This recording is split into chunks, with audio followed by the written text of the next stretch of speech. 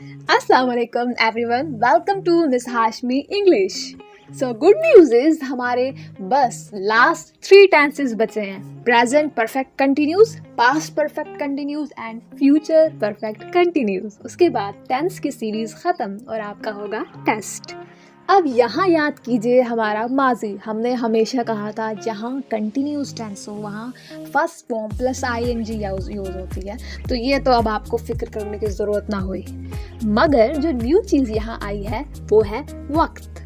ऐसा सेंटेंस जिसमें कोई भी वक्त यूज़ हो, चाहे वो माह हो या वो कोई दिन हो या कोई घंटा हो, वो सब फॉल करते हैं परफेक्ट कंटिन्यूस सीरीज़ में.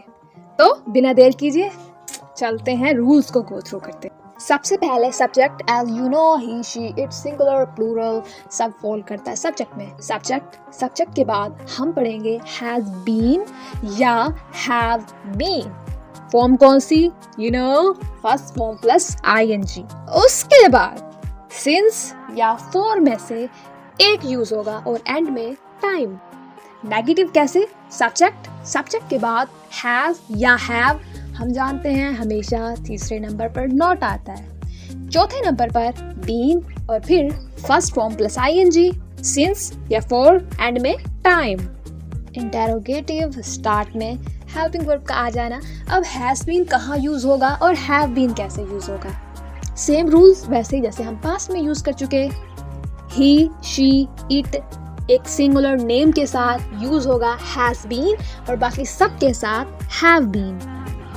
अगला मामला है सिंस कहाँ यूज करेंगे और फॉर कहाँ यूज करेंगे. तो सुनिए गौर से. नंबर्स जहाँ यूज हों उसमें उस सेंटेंस में यूज होगा फॉर. लाइक कोई बताए कि मुझे 2 मौसम पसंद है तो यहाँ उन्होंने यूज किया वर्ड टू.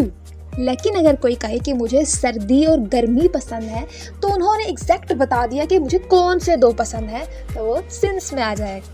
लाइक मैंने 4 दिन से खाना नहीं खाया तो इसमें कौन सा यूज होगा? फॉर. मैं जनवरी से परेशान हूँ. जनवरी एग्जैक्ट बता दिया मैं किस मंथ से परेशान हूँ तो ये सिंस में आ जाएगा. यूँ समझिए एक एक्यूरेट पक्का टाइम वो सिंस के लिए होगा. पर ऐसा टाइम जिसमें आप कंफर्म नहीं हो मगर आप वेग सिचुएशन दे रहे हो, आप सामने वाले को कंफ्यूज कर रहे हो कि बात असल में क्या है. जैसे मैं कई दिनों से घूम रहा हूँ तो हमें नहीं पता कि ये किस साल में घूम रहा था, किस माह में घूम रहा था, किन दिनों में घूम रहा था. तो ये फॉल करेगा फॉर में.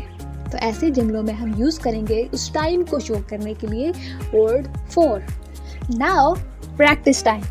अफर्मेटिव एक सादा जुमला बनाने के लिए मैं 2 घंटों से मुताला कर रहा हूँ.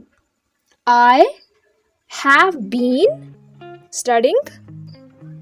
2 घंटों का यूज हुआ है, क्या यूज होगा? For 2 hours. I have been studying for 2 hours. वो यहाँ लंबे अरसे से काम नहीं कर रही. She has not been working here long. क्या वो पूरी शाम फुटबॉल खेल रहे थे? Have they been playing football all evening? Have they been playing football all evening?